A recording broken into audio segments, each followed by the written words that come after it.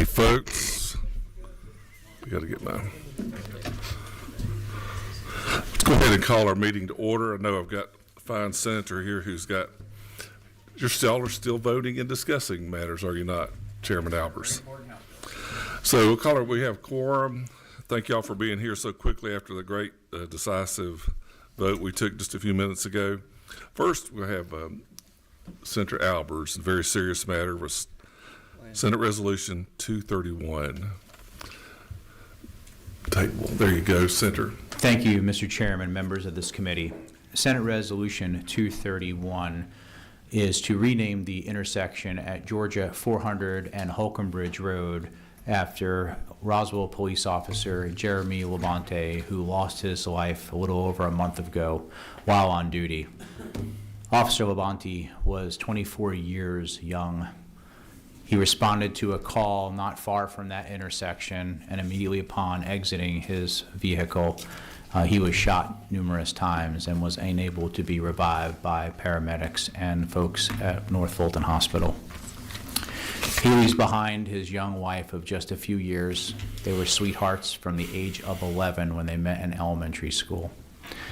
His mother, father, his in-laws, his siblings, and everyone were down at the Capitol just last week. We were able to host them both in the House chamber as well then over on the Senate floor when we were in session to present them with a flag and to talk about this specific resolution and renaming what is one of the busiest intersections in the state of Georgia and actually in the southeast United States.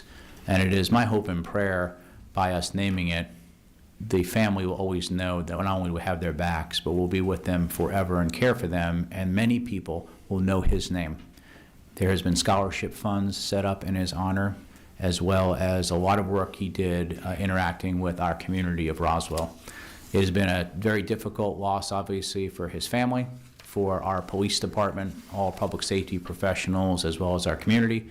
And I think this is one very small token that we can do as the Georgia State Legislature in order to do something to honor his memory as being a hero as one of Georgia's finest.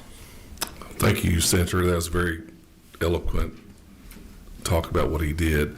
I think you'll like the new sign, this design that we have created. It'll have on the bottom, besides what you've requested on it, it'll have 2025 Georgia General Assembly. Mm-hmm. So it'll acknowledge the work you did and that we all did in honoring him. Have one flashing light, 21. Mr. Chairman, this is not a motion that I wish we didn't have to make, but for my neighbor, fine chairman of public safety in an area that I travel to a lot, coming out of Cumming and patronizing Roswell in that area, I make a motion, do pass. We will make a motion, do pass. Have a second? Thank you. All in favor, aye? Aye. And no opposed, I'm sure. Thank you, Chairman. Thank you very much. And I'm going to have a House Rules form if I could ask you to put your John Hancock on it. I'll be glad to do that. Thank you so much, Mr. Chairman. I believe it's coming right here. Indeed it is. Thank you so much, members of the committee, Mr. Thank Chairman. You. We'll take a pause while we do this.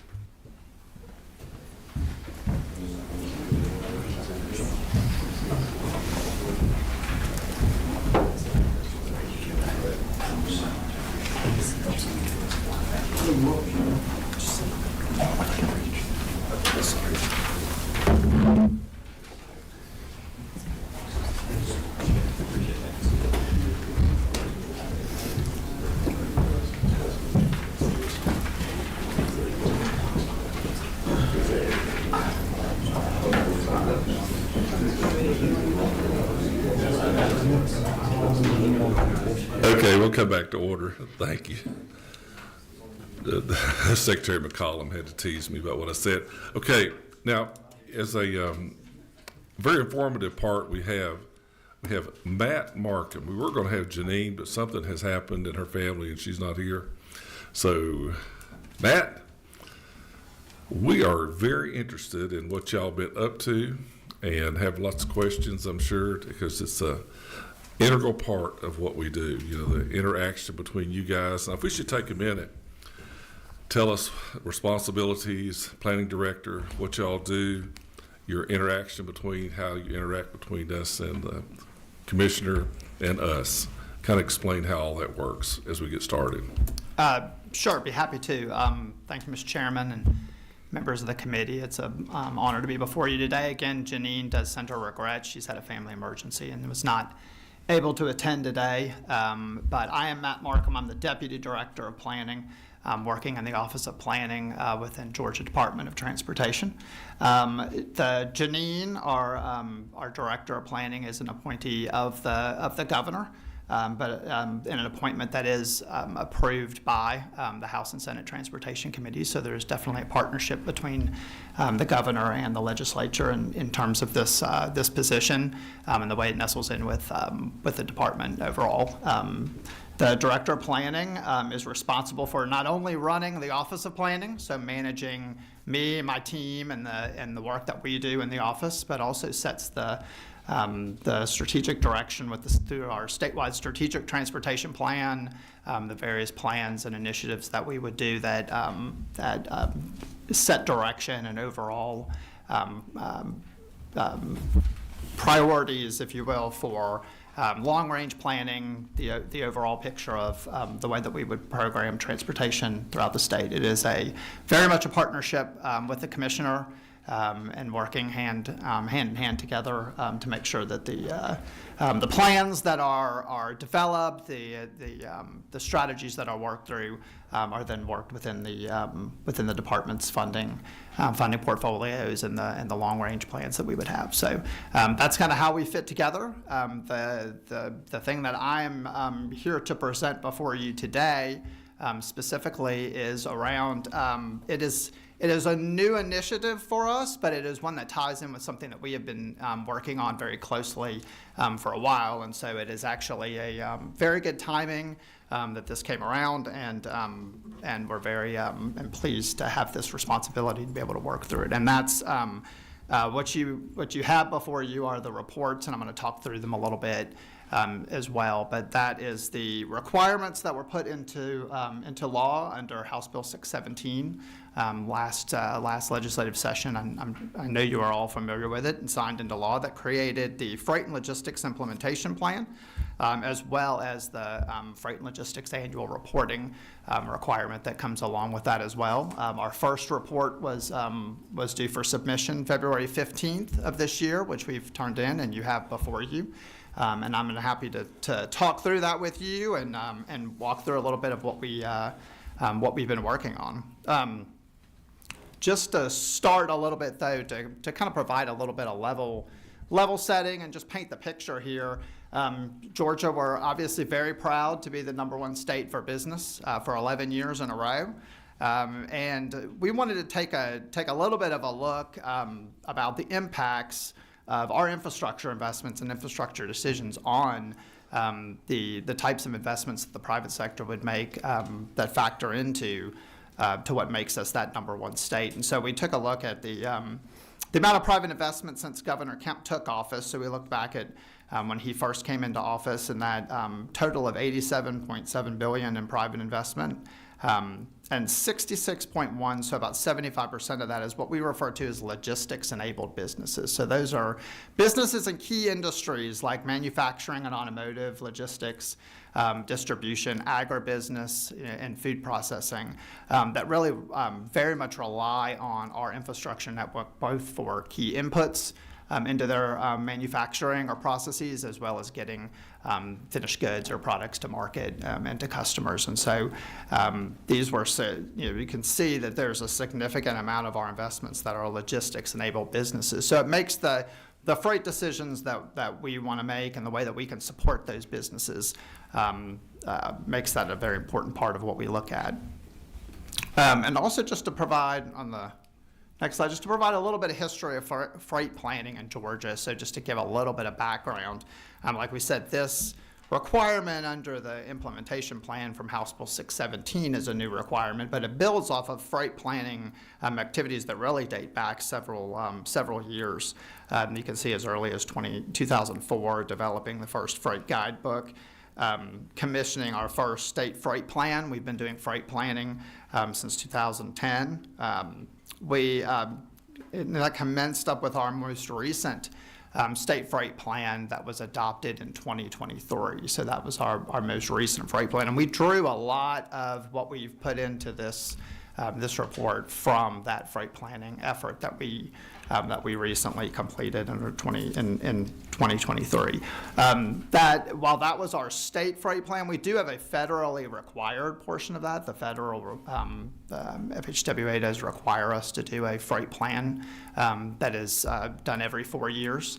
And so we've incorporated those required elements are incorporated into our state freight plan. And that's really, that freight planning effort is to allow us to unlock federal dollars that are available for freight projects in the state.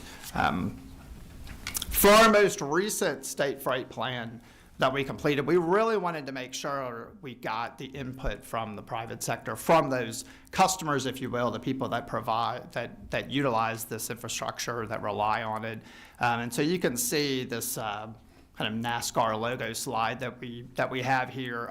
These were some of the many companies and the many people that we relied on to help provide input into our most recent freight plan. You can see a mixture of partners like our Class 1 railroads, shippers, the ports, as well as manufacturers, logistics providers, the people that we really wanted to get insight from, and then be able to utilize their insight to help shape the outcomes that we were looking at with the report. You can see on this slide, we wanted to help kind of lay out how these top industries utilize the network. And so if you just were to look at a map of Georgia, all the roads look the same when you see it on the map. But if we were to lay over top of it how our key industries are using the network from origin to destination, you can really begin to see where the impacts are for multiple industries and multiple types of users, and be able to see to help sort of identify where you can see some obvious connections between the port at Atlanta, in North Georgia, where you can see those strong lines where the network is being utilized. Again, just to provide a little level setting of what anticipated growth. Overall, we're expecting freight to nearly double by 2050 to 900 million tons. So it's a significant amount of growth that we're preparing for. You can see that the vast majority of that will be in truck movements, but there is a significant amount that we would expect in rail and others as well. So we're at a good timing to make sure we're preparing. There's long lead times on infrastructure, so being able to prepare and be ready for that growth is something that we're really focused on, and was the focus of our state freight plan. All to say that that freight planning work, that background, really fed into what we have done for the initial freight and logistics implementation plan for this year. Our initial one was guided really a lot by what we had put together for that state freight plan from last year, and then we incorporated all of that analysis filtered through the requirements that HB 617 had. Many of them were similar. There were a few that were different. We tried to accommodate where they were similar, and then add into it were the things that were different. And then we would expect that future updates to the freight and logistics implementation plan, which is required to be done in conjunction with our next state freight plan update.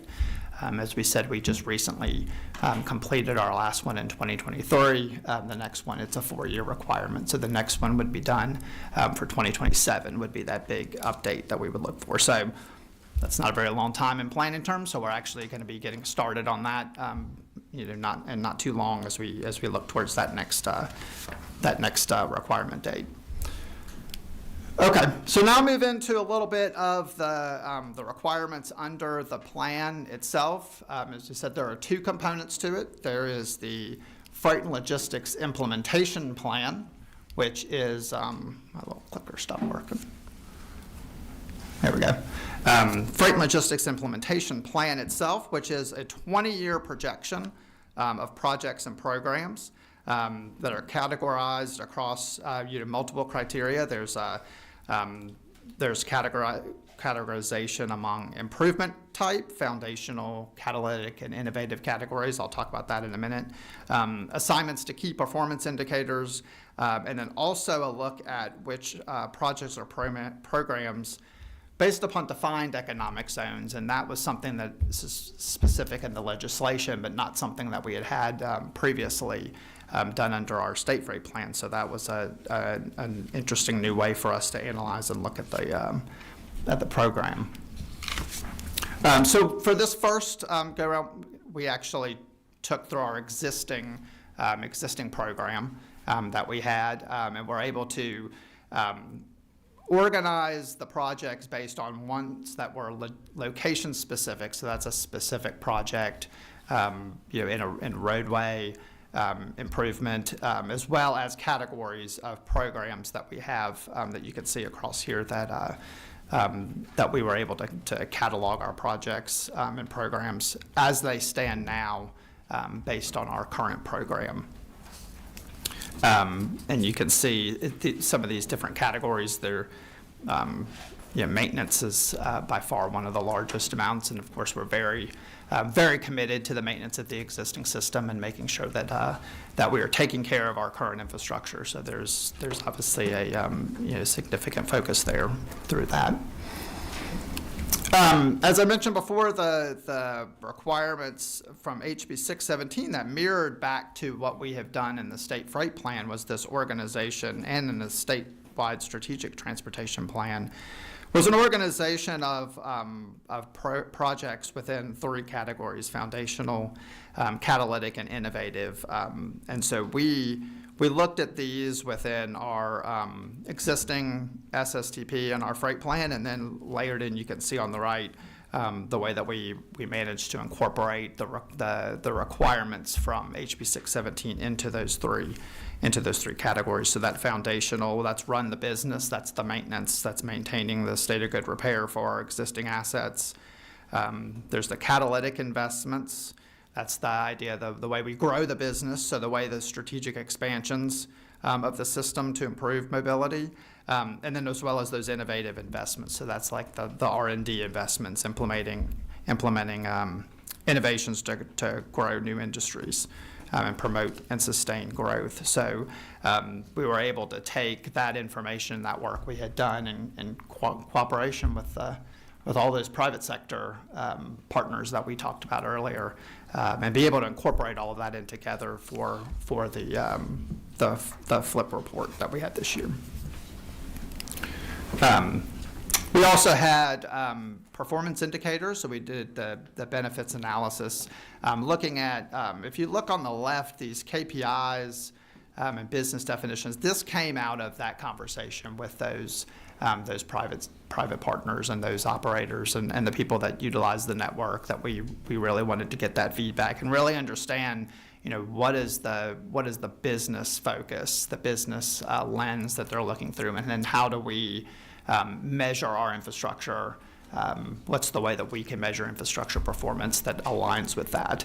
So you can see reliability, speed. Speed does not mean just how fast a truck may be moving down the road. Speed is more about velocity to market. So it's the overall network speed that allows the industry to meet their customers' needs and their own expectations. Cost, shipping costs, risk, as well as safety and security. And so all of the projects that we incorporated into the flip do address one or more of those performance indicators. Next, I'll talk through a little bit. So I mentioned that one of the newer aspects that came through HB 617 was this look at economic zones, and there were three in here that were defined in the law. The first one is the International Ocean Trade Zone. So that's any county located within 20 miles of a deep water port.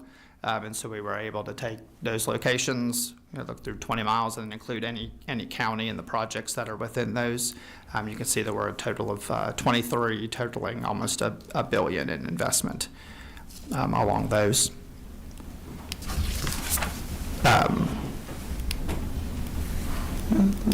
There it is. Whoops, too far. I don't know why this is being sticky.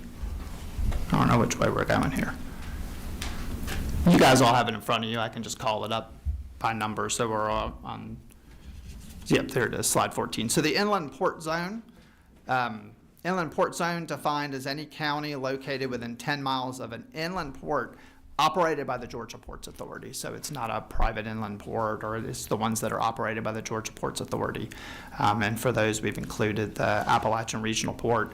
We included the Blue Ridge Connector, even though it's not operational yet. It's expected to be operational by 2026. So we did include that in there since it's under construction. And then the Bainbridge Terminal as well. You can see 30 projects in there totaling a little over $2 billion in investment. Mr. Chairman, can I ask a quick question? Sure.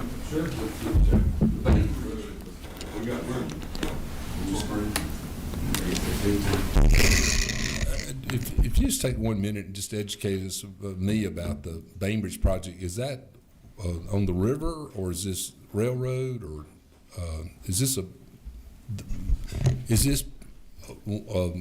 no, we have a port in Bainbridge, correct?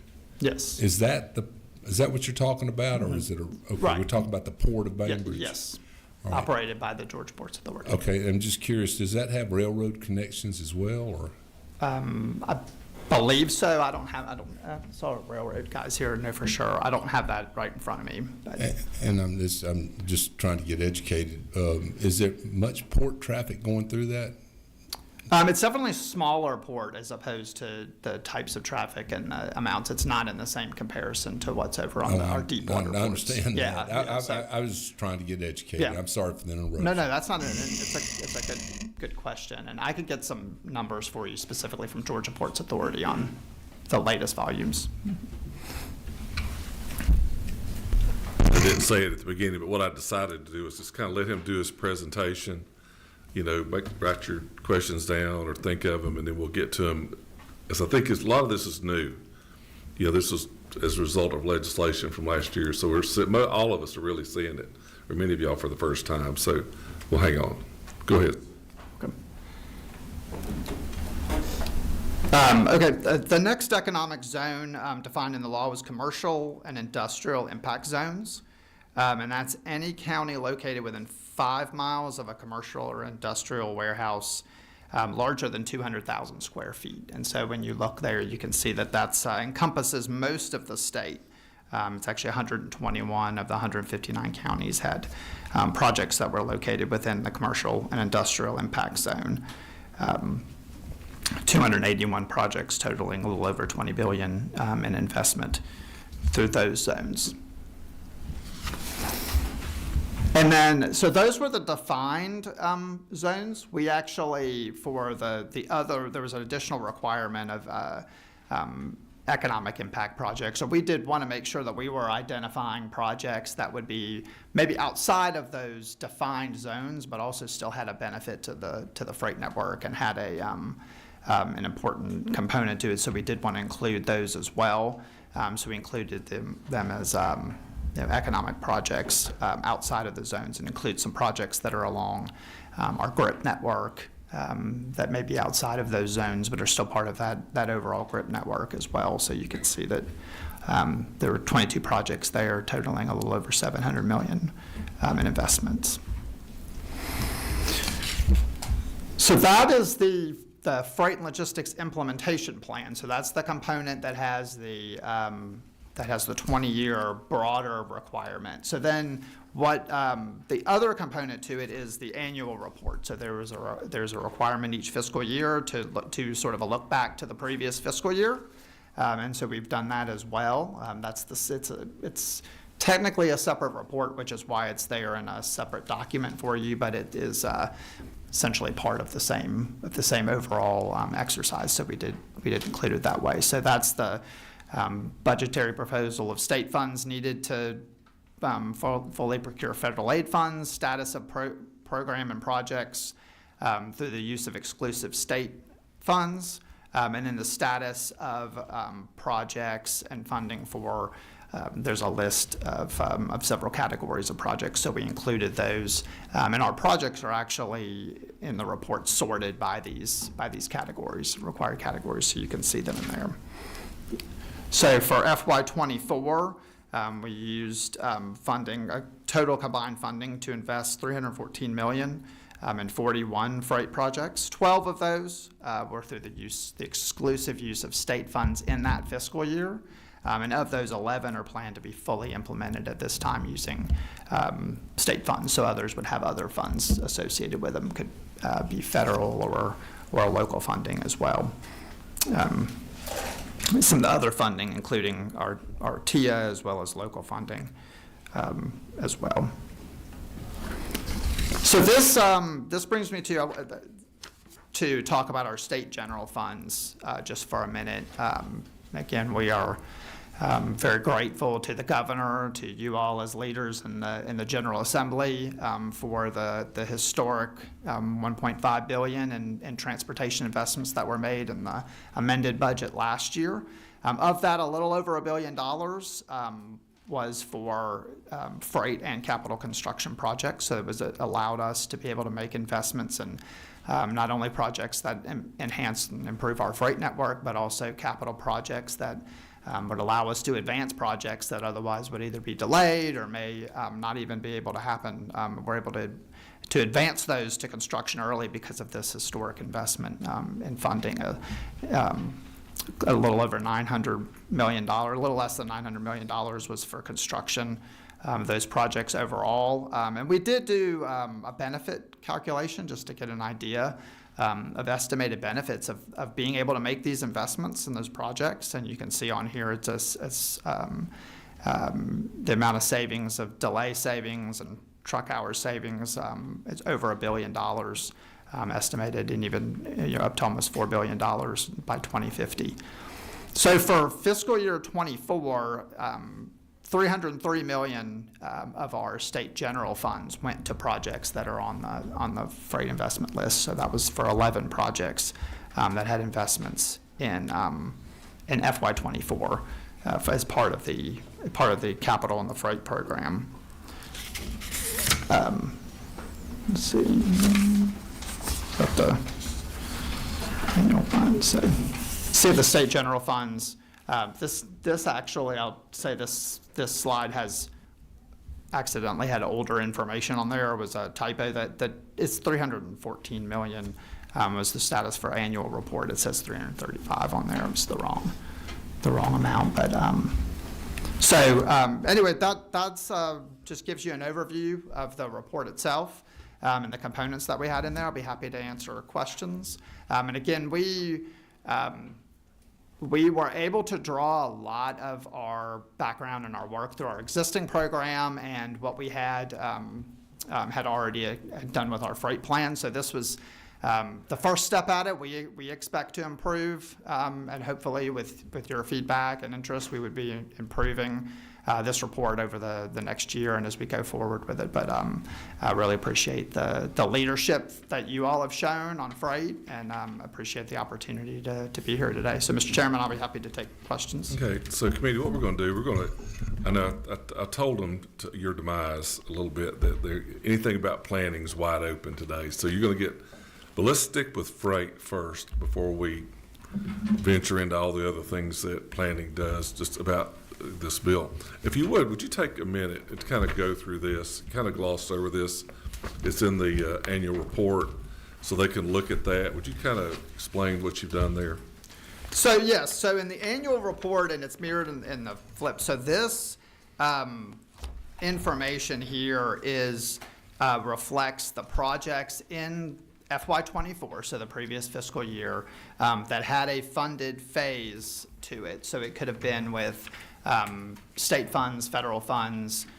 We did have there's a separate second page that's a smaller number. That's where we highlighted the ones that were funded with state general funds, the state general funded projects. And it was organized by those work types that are outlined in the HB 617. And then organized below that by county, so you can more easily review it. And it does have the different requirements we had for foundational, catalytic, or innovative. It shows where they ranked on that. It shows whether they were in one of those economic zones. So it really matches the projects to the requirements under HB 617. And the Freight and Logistics Implementation Plan, the larger one, is that's the 20-year look, so that's a bigger list of projects and programs. The FY24 report is the look through the last fiscal year. Yeah, I think, if you look if you look down the blue line, probably turn it sideways, it's easier to read. It does show, the authorized amounts, what's federal, what's state, any other dollars, where they're at on the project. I think this is what in your community is very helpful to you to be able to look at this or show it to someone who's interested or questioning you on where a project might be. And this is a good time to point out that these reports are on our website as well, so you can have there's a PDF version, and you can zoom in a little more if you want to be able to, as well as if it's something that you wanted to share in your community or have another copy, you could get it. How often are these updated? This is you probably did this sometime in January. So on your website, would they be more current? The website one will be the current one that you have in front of you. Yeah. Would be but it's not reflected on the updated website. as we move. It's not. We have the annual requirement, so we will update this annual report. So next February, you'll get one of these that'll be FY25. And it'll have the status of projects that reflect the fiscal year 25. The bigger freight implementation plan is required to be updated in conjunction with our state freight plan and federally required freight plan. That's on a 4-year cycle. We did the first one or the last one in 2023. So the next big update would be in 2027. And so you'll see the annual reports along the way for that. But we do expect, we had about 9 months on this first one. We expect with having the longer lead time, we would definitely improve as we go forward. Yeah, that was my, I'll start off with a few questions too, because this is your first year, and I think it's very, as we have time, it's a real busy time for us this time of the year, but to look at this, it's something that we may bring you back maybe later on to maybe dig into it a little bit more, but that's what I hope we do is improve it, maybe with some of the recommendations of the committee and what they're looking for in some of this. Do you feel, have you been contacted with this? I think the goal of the committee when we were working on this bill was to be a tool for business, to look at these impact zones and use it as planning. Have you seen any asking of warehousing, logistics, to look at this and see what your plans are? So not this report specifically, I think just because of where it is and the kind of newness, we haven't had a lot of outreach on this specifically. Yeah. But we did, we proactively sought a lot of input when we did our state freight plan last year from business. And we do have a freight advisory committee that's part of our state freight planning efforts. They're formally brought in to help advise us on the plan itself, but we do keep them engaged along the way outside of the freight plan. So this is something I think we could share with them. But we did draw a lot of the insight, maybe not as much on specific projects that are in the current program, but the sort of longer range idea of the performance indicators and the way we measure outcomes was definitely drawn from their insight. Who is part of the Freight Advisory Committee? I mean, you have to give me, there may be a big long list, but. So many of those were on that slide that I showed. I missed it. That's slide 4 that has a list of that has the logos on it. Oh. I'm not sure if that's exhaustive, but it gives you So do you meet with those people once, or how do you interact with them to get their advice and thoughts? So we actually met with them, I think, 5 times as part of the overall state freight plan update. So there was a significant amount of engagement along the way through different efforts. Sure. And certain meetings had certain topics for it, but we did engage them more than once for that.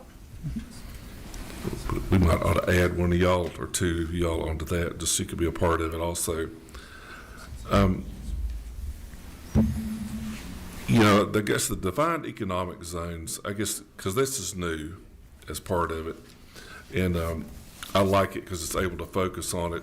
But I noticed we looked at the plan, the dots. So that if there's a dot on there on any of these, can we focus in on what that dot is online to show what a project is, or what I'm talking about is on, So the maps themselves are, it's online as a PDF version. So I mean, you can zoom in, but it's not interactive.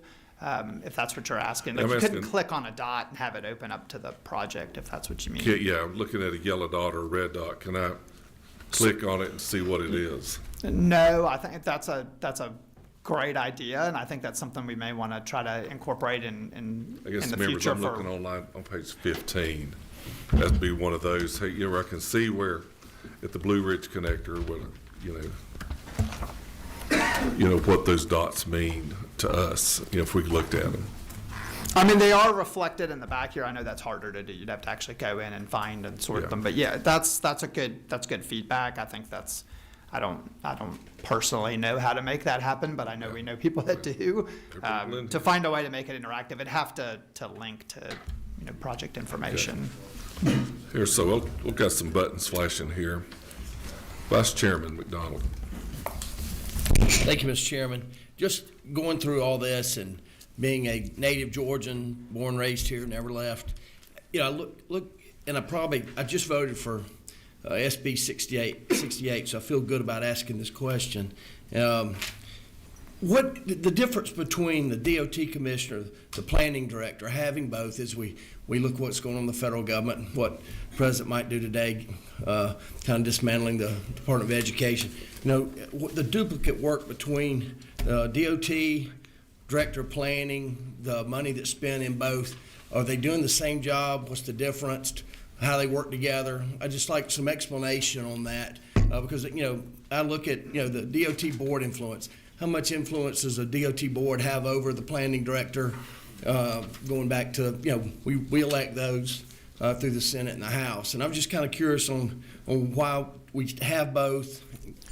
So I'll start by saying that the director of planning is within the Georgia Department of Transportation. So it's not separate as a separate agency or anything like that.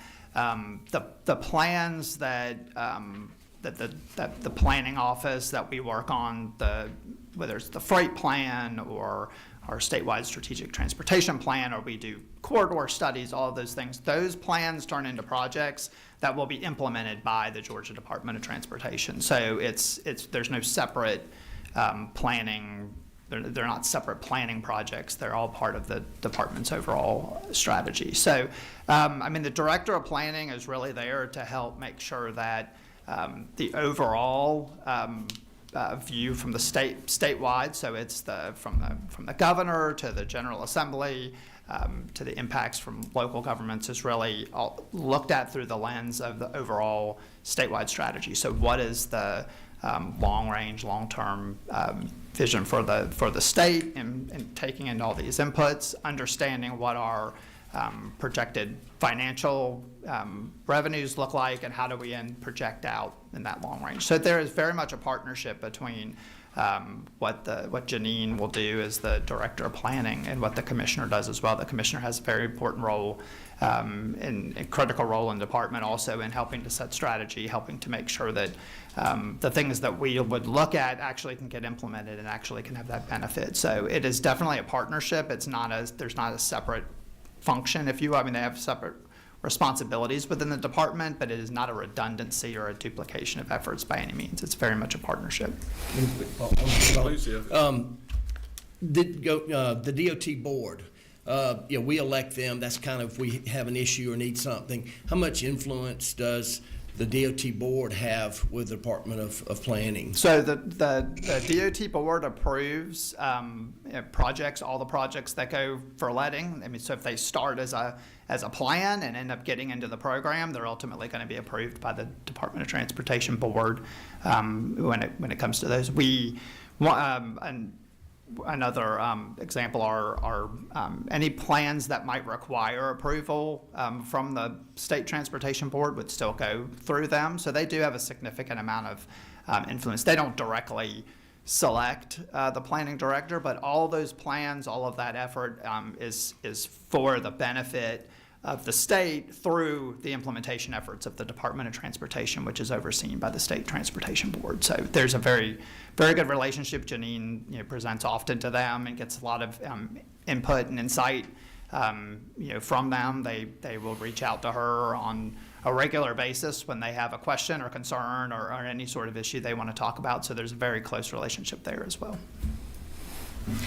Good. Let's see who's got next. Chairman Thomas, 10. Thank you, Mr. Chairman. I actually wanted to talk a little bit about kind of an interesting testing program that I've read about here recently. It's by a company called Parallel Systems. Are you familiar with that? It's apparently Federal Railroad Administration just approved them to do a train testing program for autonomous trains. I know this is freight and logistics, so I don't know if that falls on your bailiwick or not. If it doesn't, that's okay. Well, so a little bit. I think Parallel Systems may be one that has testing the trains that could automatically separate to help avoid blocked crossings, maybe. The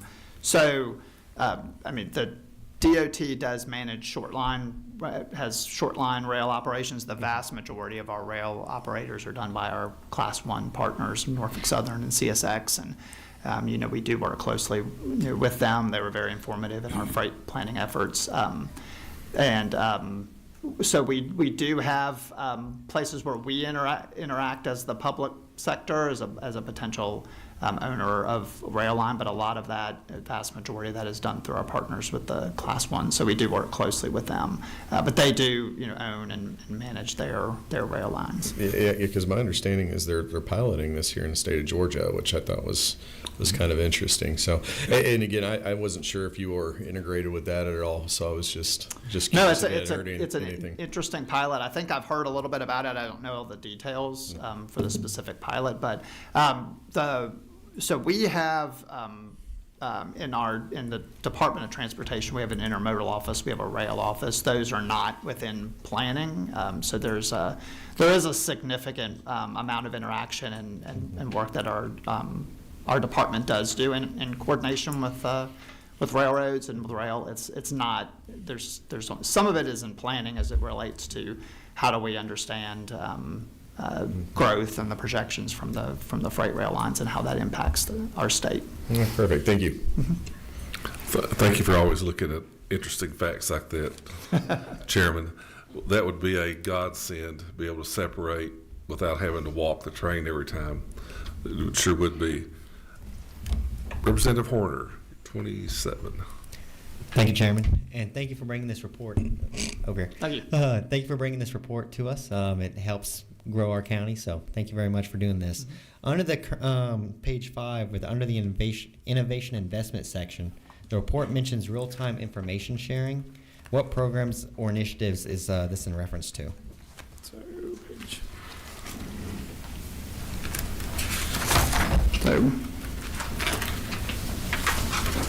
which part are you looking at? Page 5 under the innovative investment section. Oh. And it says real-time information sharing at the top.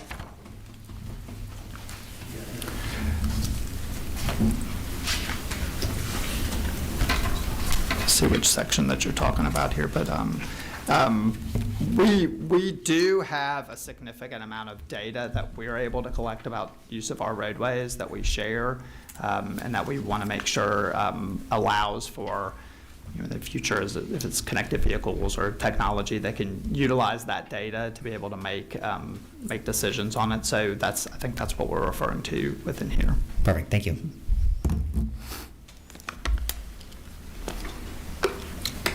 I'm reading that part now. Thank you. Okay. Chairman Carson. Well, no, you were blinking. You're blinking. You're not. Mr. McCollum. Thank you, Mr. Chairman. Thank you for your presentation. I really appreciate it. It's very good. And I have a question. I actually have a couple of questions, if Chairman allow. But Absolutely. One question is, since we have, I'm up in Hall County, we have a new inland port being built, and obviously that'll be by train. And I'm sure we'll have more trains coming out of the port going up to that area. And I know that this was a study done on train crossings, if I'm correct. And I know Buford has train crossing, Blair Branch in my district has train crossing, et cetera, on up. What was found out about, you had a train crossing study, correct? So we're actually working on that train crossing study now. It'll be complete in the next couple of months. So in that study, are you thinking that maybe possibly we'd get bridges in those cities, or what's the study entail? So there's a couple different potential solutions to addressing the block crossing issue. I mean, there's a significant number of crossings in the state of Georgia, and a grade separation is obviously the one that addresses it the best because you separate the traffic, but it's also the most expensive and the most difficult to engineer. You have to have a location that you can actually create that grade separation. So our study will look at grade crossings as being an option and looking to see where that might be the most feasible from a cost standpoint and a return standpoint based on the number of vehicles that are blocked, the impacts to the surrounding communities, whether it's access to hospitals, schools, things like that. And so grade separation, building a bridge or even going over or under is definitely one of the ones we would want to consider. It just happens to be the most expensive for the amount of infrastructure that it requires and the cost associated with it. So we can't grade separate everywhere because of those costs. We have to look at where it makes the most sense for those intersections, and then look at are there potential other options, working in partnership with our rail partners as well to see if there's additional signage. You can do advanced warning signs to notify drivers that a crossing is blocked, so they can make a decision to go around or to another available crossing before they get stuck in line there. So there's a couple of options to be able to look at through those. Well, follow up, Mr. Chairman? Oh, yes, sir. So obviously these trains that are going to the inland ports in those areas, is that something that's going to take precedence over, because it is obviously going to be, there'll be more train traffic, correct? Mm-hmm. Will those take more precedence in those cities that are impacted because they're going to an inland port? Because I don't know if we're going to lengthen the trains at all, or obviously there'll be more of them. And also on top of that, will the Port Authority be kicking in money from there, since the impact is from the trains that's going to the port? So to answer your first question, there is projected increase in growth in rail traffic based on not only the investments the port has already made in expanding rail capacity, both in Savannah at the terminal as well as the inland ports, and both one in Hall County and the one that's in Northwest Georgia as well. As that impacts the entire state, so the crossings along that line, we look at that growth overall as part of what we're looking at crossings that might be ones that are going to have a higher impact, and therefore might be ones that would have a crossing that would be a better potential for a grade separation of that crossing as well. We do have good partnerships with the Georgia Ports Authority. They've been making, again, significant investments and improvements. They're actually looking at they're making investments in Savannah outside the gate on projects to improve flow around there based on some of those impacts. So they are good partners with us as far as what they've done to benefit the state and the country through the impacts of increased demand and increased volume through their port. Right. Well, thank you. And one more, just follow up if I may. So obviously the port. These are great things that we're doing, but my cities and the people in those cities are heavily impacted because of trains. I know truck traffic's a concern, but I feel like the train traffic would be, very impactful for a small city that's got a train running through the middle of it. So if we potentially could, figure that out, that would be amazing. And then one last question.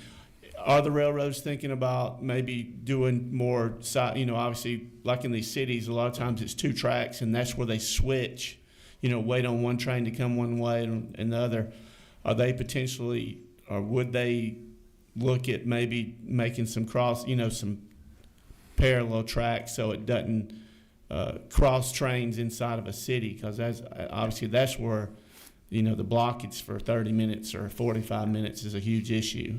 Do you know that by any chance? So the idea of double siding, double tracking, and putting sidings along the line to be able to allow trains to move aside, that is something that I know that both Class 1s are definitely looking at and implementing where they can. Part of the challenge is the length of the trains and the amount of space that you need to build that siding. We have a lot of crossings, and so it's sometimes hard to find enough space to build that without coming into another crossing. So I think that's evaluations that our rail partners do look to. And we've talked with them a lot about it. They understand the impact that block crossings have, and they get calls too, and they don't want to. They want to be good partners where they are as well, and so where it's feasible and they can look into those things, I know that's been part of their strategy. Thank you. And I'll add to Representative, the bill we passed a few years ago that's allowed them to retain or get paid back on the fuel that they do. Most of that money is went to sidings, to add sidings, especially. I know the big one in Henry County was funded by that. But I would just ask to follow up what he said, to make sure that the train study that you're doing, block crossing, does look at what possible could happen. Because I know that's an increase in funding, and we'd have to really know what an impact a longer siding in Gwinnett County or Hall County, or how they're going to affect them. Yes, sir. It's going to be very important. Let's see. Representative Campbell. Thank you, Mr. Chairman. I'm from the Bainbridge area, and just curious, what is the project you're showing at the Bainbridge Terminal? And also, it's only showing one project, whereas all the others around are multiple. Why just one? I may have to look up and get some details on it and follow up with you on the Bainbridge project specifically. I don't know that I have all the details of it in there. I can find out more for you and talk with you if that's okay. That's fine. Thank you. If you would share it, we could share it with the entire committee, because I guess everyone would like to know. I'm sure that's important agriculturally in that region. Number 24 is Clifton. Thank you, Mr. Chairman. So roundabouts are becoming more and more popular. We got our first roundabout in Columbia County, I don't know how many years ago, and now we have lots of roundabouts. So I guess, what is the determining factor for a roundabout to be implemented? How are they funded? And is there a way, once this is done, is a list of priority in which, I guess, who goes first? So I will preface it by saying that the determination of intersection improvements is done on the engineering side. So this is part of the partnership with us in planning and the rest of the department. So I couldn't give you the specific qualifications, but they do intersection evaluations, and they look at significant. There's different factors that go into based on volumes, crashes, sight distances, all sorts of different factors that would go into determining whether a roundabout is a preferred solution at an intersection versus a signal or different types of turn analysis. But I do know that's how they do determine whether a roundabout would be the preferred solution versus another one. They can be funded in multiple ways. That we do have operational funds within the department, a program that's for operational improvements. So depending on the size and the cost of the project, it could have a different fund source based on that. There are some that could be funded out of the regular capital program. It could be a local partnership, depending on the roadway. So that there's different options for that. And as far as how intersections are. I mean, I think you're asking about a prioritization within that. Our operations office that would look at those intersections will then, utilizing the funding that they have available, determine sort of what fiscal years they would get funded through. So that's not a process that's led out of our planning office. We set overall funding levels for various programs. But then the experts, the engineers, and the ones that are actually able to evaluate the intersections would then determine what the potential solution would be. Okay, thank you. So we would have to get Josh up here, and we could grill Josh on. I would how absolutely we, welcome Josh up here. No, some other time, Josh. Yeah, because I think that's a big question that we have, especially with planning.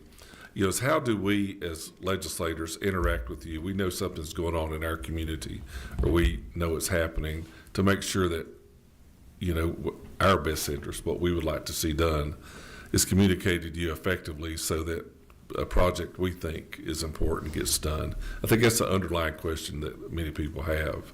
So what's the best way for a member to interact and get it to you? You're always welcome to reach out to me or to Janine directly, or you can work through Josh. Those things get coordinated back to us. We definitely want to make sure we understand what's important to your local communities and your constituents and the things that you see as well. We have a few what I would call good opportunities to interact, and one of them is coming up in the next within this calendar year. So we do what's called we have a 4-year fiscally constrained federal plan. It's called the STIP, Statewide Transportation Improvement Program. And so that's the program of projects over the next 4 years that would have, it's for federal funding, which is a large majority of the funding that we have available is through our federal funds. And so we're about to start an update process for that. The next one will go into effect for fiscal year 27, so we're heading into 26 and starting that process.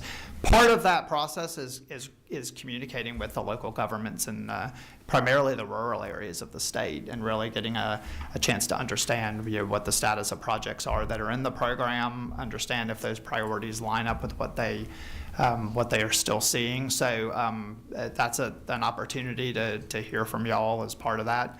But I mean, it doesn't have to be within a formal plan update. We definitely want to make sure we're available for contact with any one of you. And we have frequent meetings with local governments that are all in your districts as well. They'll reach out to the commissioner, or they'll reach out to Janine, and a lot of times they're meeting together and making sure that we're getting an understanding of the local priorities as well. And just to pivot back to where you were before, we do get a lot of interaction with the State Transportation Board members as well, who are also parts of the communities that you all serve as well, and making sure they're keeping us informed of the local priorities and understanding. I think for those who are interested, it would be good if when you have those local meetings that the senators and representatives are notified, so they know and they can make a choice whether or not these people would be interested in going, some would not.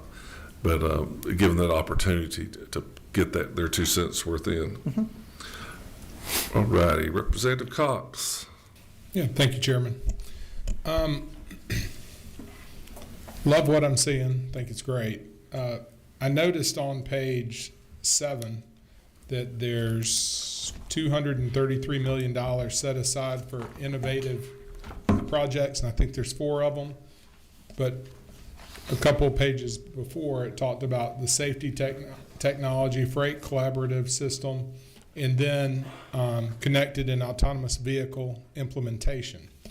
So I guess at this point, I'm going to go specifically to CAV. What is from a bird's eye view, what are you seeing as it relates to connected and autonomous vehicle implementation? Like, what's the game plan there, and then when will we achieve the first phase? So I think a lot of the technology, there's a lot of technology that's there. There's a lot that's still being developed and being innovated. So I think what we're seeing ourselves projecting now is we want to make sure that we're partnering on the data sharing that's required to be able to allow the private operators, the ones who would be bringing that to market through data sharing and the broadband infrastructure. So we highlighted in here we have broadband infrastructure investments that we're making along key interstates throughout the state to be able to make sure that we're having those opportunities available. So it's the autonomous vehicle, they're here. It's not just a dream. It is becoming a reality. But a lot of what we're doing is making sure that our infrastructure is going to be prepared to support that technology, whichever one ends up being the most viable. Can I follow up? Yes, sir. So I saw another place, let me look, where you're already working on broadband, and I think you're trying to complete that. I thought I read that by the end of 25 or 6. Was that what I read? So we have a couple different phases, right? That are beginning now, and then some that'll be under construction starting next year. So there's a couple different phases to build out the interstates for broadband. So the data privacy thing is a concern I would have, and it gets into the world of cyber. I know, and across the globe, there's from the data sharing with private companies, just ensuring that we have proper security for people's vehicles and everything that comes from cell phones to inside the car themselves, or even freight logistics. Are you partnering with anyone, with GTA or anyone here in the state to help handle that situation? So I know that the cybersecurity, data privacy is a top concern for our department, and it's something we focus very, very much on. That is our operations office is leading the effort for this broadband and is really the one working most closely. So I would have to get to understand the specific GTA communications, what those are. I'm confident we are taking that at the utmost serious level and making sure we're engaging how we should be. I could get you a little more of a briefing or details on the specifics about that. If you would like. Okay, thank you. Mr. Mathis. Yes, thank you, Chairman. Thank you for the presentation. I'm over here in the corner. I get over here so I'm out of the way, and I won't give you a lot of rhetoric like Representative McDonald does, so I'll get straight to the question. I drive up and down 75 a good bit, and I drive up and down 16, and I notice a lot of truck parking off and on ramps and in rest areas. What is the department, through exploring the viability of truck parking availability, what are we doing with that? I know they're mandated to stop and that sort of thing. So, do y'all have a strategic plan that we're trying to? So we have a couple. It's a great question. It is definitely a top concern because we see them all along the interstates and unauthorized parking on the ramps as well as parking in the facilities we have. So we have a couple of things that we're looking at. We've actually are investing in some capacity additions to our current truck parking. That we have control over as the department. So we have the rest areas, the way stations, the visitor information centers that have truck parking availability. We're working to expand where we can, looking at opportunities at sort of within the existing footprint to reconfigure spaces so we could have more public options. But the vast majority, over 90% of our truck parking spaces in the state of Georgia are operated by the private sector.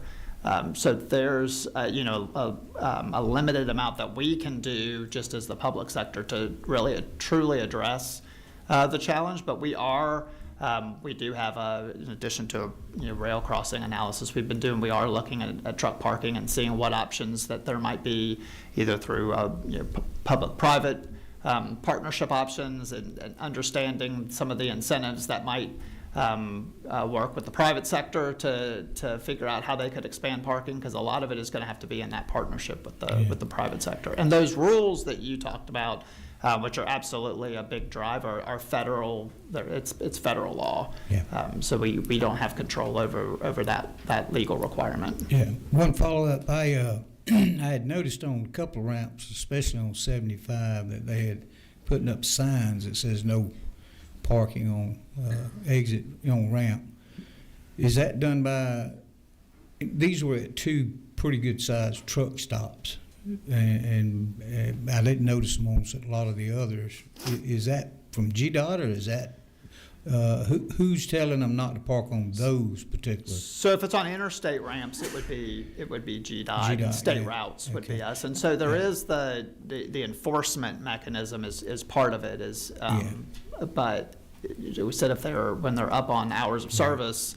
And they have to stop. Sometimes it's a challenge for them to find parking. So it could be a combination of the facilities aren't available where they're needing to stop. It could be that a lot of times they're parking for short periods of time because of staging. So they have a drop-off window, in Henry County at a certain time, but they need to stage to make sure that they've got that timing. So it's shorter term parking. So there's some of that as well. And so the enforcement part for the signage, if it's on an interstate or state route, would be DOT. Well, I have no problem with them parking like that because I know they have to, because those rest areas are completely full, and then you look at the truck stops along all up and down those interstates, they're full. So I appreciate GDOT allowing those good folks to park like that in those lighted areas most of the time. So thank you. Chairman Corbett, I'm going to let this fella here, he wants to really talk about truck parking right here. Thank you, Mr. Chairman. I wanted to respond to Representative Clifton's question. I know Commissioner McMurray's answer for your criteria for your roundabout is when in doubt, roundabout. And that's what he always says. So that's the criteria. So truck parking is something I've been, talking to Commissioner McMurray about, and it's something that's really important to me. It's funny that the front of y'all's folder is loaded with trucks, and that's what runs our business in Georgia, because we are number one, obviously.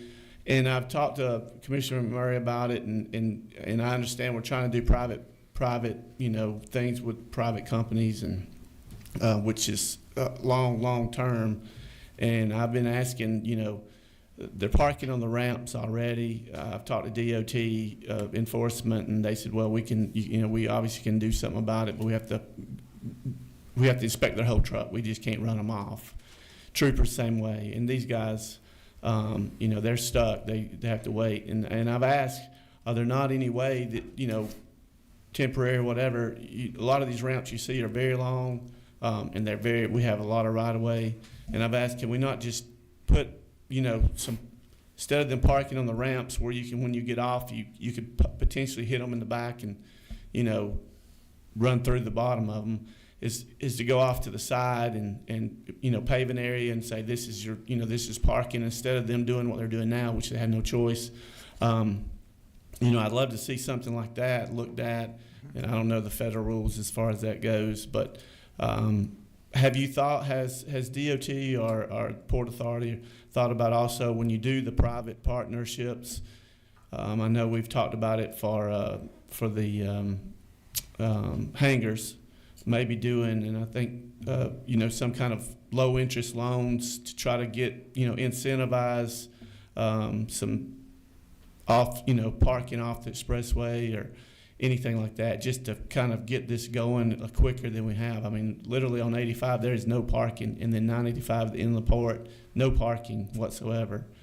So that's one of my questions there. If you, what's your thoughts on that? So we are looking, part of the truck parking evaluation that we're looking at is seeing the feasibility in some places of being able to provide additional capacity or sidings. There's that have to understand safety concerns and things like that. So it's beyond just the infrastructure investment that would be needed. So we would have to look at that, and we are doing that as well. The idea of public-private partnerships. So I mean the look at, is there a potential where there is surplus DOT property? We don't have a lot of it, but and it may not be in the desirable areas that would be for parking, but to see what those, understand the legal requirements or restrictions and things like that before we could enter into some sort of public-private partnership. But again, a lot of it, if it's on private land, we don't do land use restrictions, so we don't have the ability to do any sort of incentives or restrictions or anything like that when it comes to private land, which is where I think the majority of the opportunities would be. So that's where we have to understand, what is the business case that the potential private sector partners might be looking at to see where they want to locate, where they see, and then how do we make sure that the infrastructure is available to support them. Right. Follow up, Mr. Chairman? Yes, sir. So my concern is, and I know when I ask this question, it's safety, but right now it's definitely not safe. It's actually super dangerous. I mean, I see people hit trucks in the back all the time, especially on these ramps that are not lighted whatsoever, and the trucks pull off and they cut their lights off, and which on 85 I noticed that DOT is actually putting up lights on the ramps that they're parking on because, like Representative Mathis said, it's close to a truck parking, or not a truck parking, but a truck stop, and they're full. So I just feel like that if we could do something temporarily like that, I mean, we can't wait till 2050 or something like that to do it, just because we're trying to figure out a way to do it. That's all I'm asking. Thank you.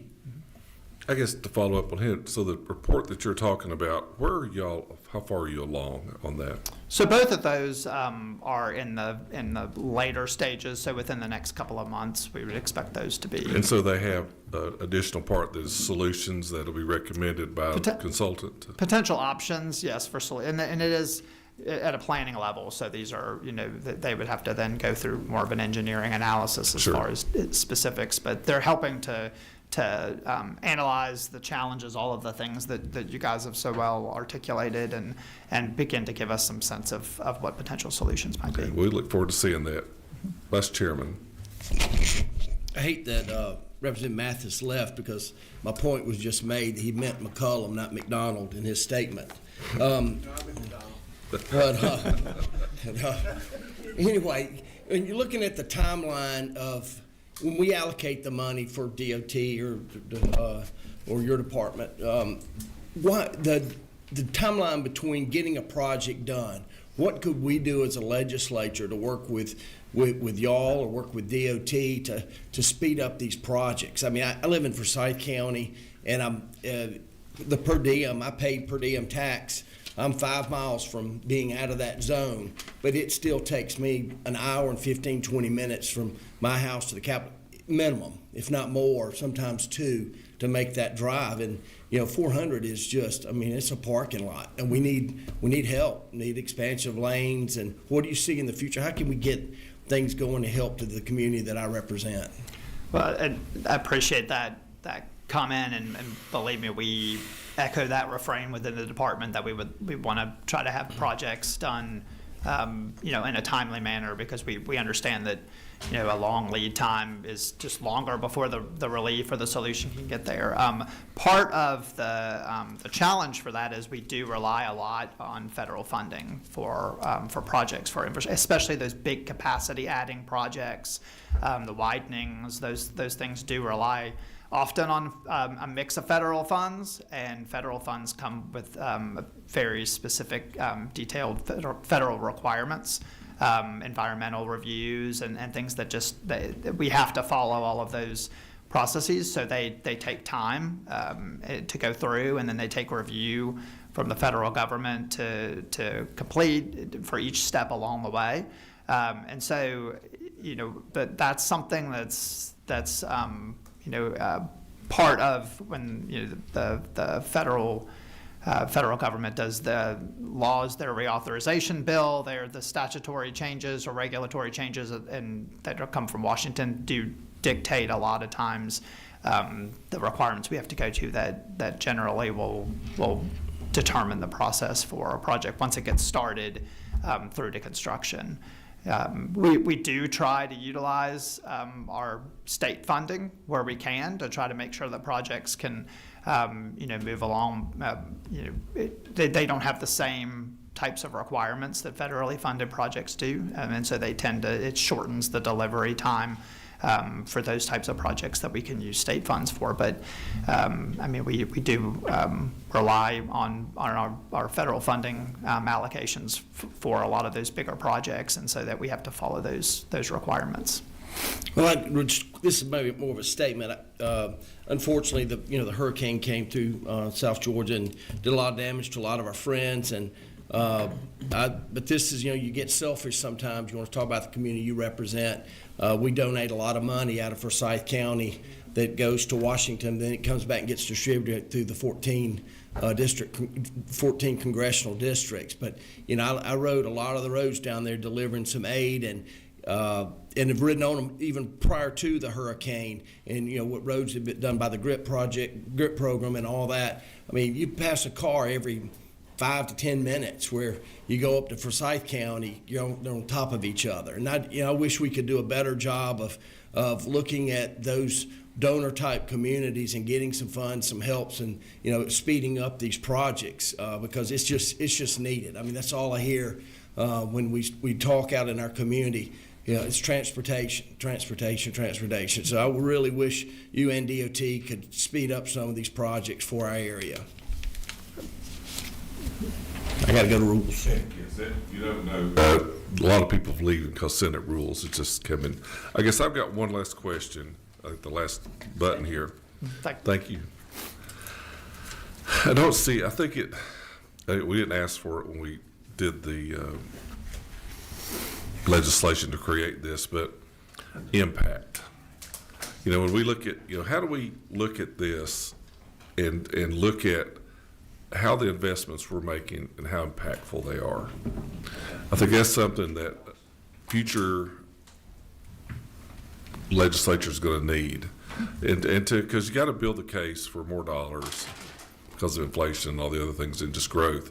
But how do we show impact? And that the investment that the House and the Senate and the governor make are having impact besides just less traffic. I mean, is there a way that we could add that to this down the road? So I definitely think we can look at that. One place to start from, I had, and we looked at that potential benefit impact of the 1.5, the $1 billion investment in state general funds, and be able to see based on delay and truck hours. I mean, it's compelling savings to talk about impact. I mean, through delay reduction and crash reduction, it's over $4 billion worth of benefits by 2050. So, I mean, that's a way to, one way to evaluate the impact is see if with the program and the projects that we're implementing, the dollars that are being invested through your approval, we can show those benefits and show how that's it's a dollar impact that it impacts the communities and impacts the businesses through the state.